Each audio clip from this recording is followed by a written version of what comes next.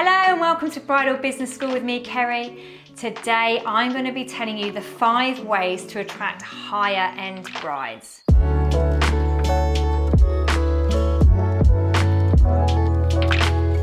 So you need to keep your branding aligned with what they're looking at. So don't cross over. If you are, for example, more vintage or more boho, stay in your lane and don't navigate. Don't cross over into something else like a rock and roll bride, because that bride will not look any further. They will unfollow you and they will just go to somebody else. So make sure that everything is aligned. So for me, I'm more boho luxe. So every bit of copy that goes out on my website or on my socials is luxury boho weddings. And they know what they're getting. So make sure everything is aligned. Don't cross over.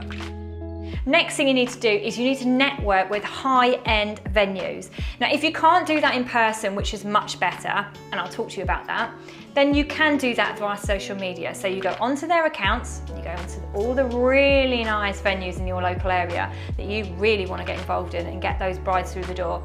Start hashtagging your Instagram posts into their group. So you can hashtag that castle, or hashtag that venue that has that name that goes straight into there, and that means that their brides that are following that hashtag for that wedding venue can see your work in there as well. It's worked so many times for me, and don't be afraid to do that. Even if your photo is not linked in any way to that venue, as long as they can see the makeup work in that hashtag, it works perfect.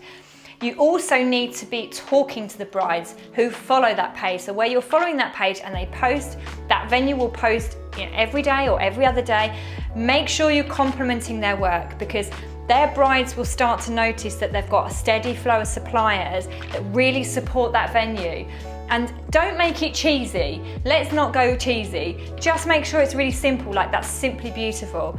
Love that work, can't wait to work here soon. And soon enough, your brides will start recognizing your company name and they will start wanting to follow you. So from there, you've done the hard work. You've got them into a funnel and they're coming to your page.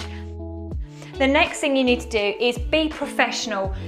Be a business individual that has a contract and has really professional way of getting hold of you. Lots of people make it more fluid, and I think that if you've got a contract with a wedding supplier, any other supplier, then it should be no different for hair makeup artists. And it just means you've set those boundaries. They've got those limitations. They know exactly what the deal is with you. If you don't accept bookings under a certain amount of time and money, you have a certain amount of criteria for certain months. For me, it's May to October. It's a minimum of 3 people. So make sure that your professionalism resonates with your content of your copy of your website as well. So have a contract in place and make it really professional. And then also think about your copy and your images. So don't put up a post or an image that isn't very nice, or you've got nothing else to do, you've got no other copy, so you just put something up and it's really grainy or it doesn't show off your best work. If you can't do it, then just don't put anything up. But one thing that I started to do was actually take photos of the venues that I really like to work with and put them on my Instagram and crop them nicely and make them look really nice and just talk about that venue and why I like that venue. And it just draws that bride in again, because you can hashtag to them, you can geotag to the location, and that bride again is seeing you another time.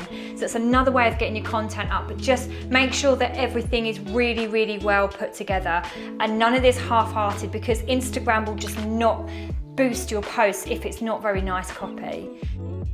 And lastly, put your prices on your website. One of the things that I see a lot of makeup artists do is just have a brochure site with no pricing. So how do those people know what you charge? Well, if you charge quite a bit because you do luxury weddings, then make it obvious to them. You're not going to take brides with budgets for less than a certain amount of money for makeup. You're not going to be doing the 20, 30, 40 pound brides. You want to do the professional side of the weddings industry and the luxury side.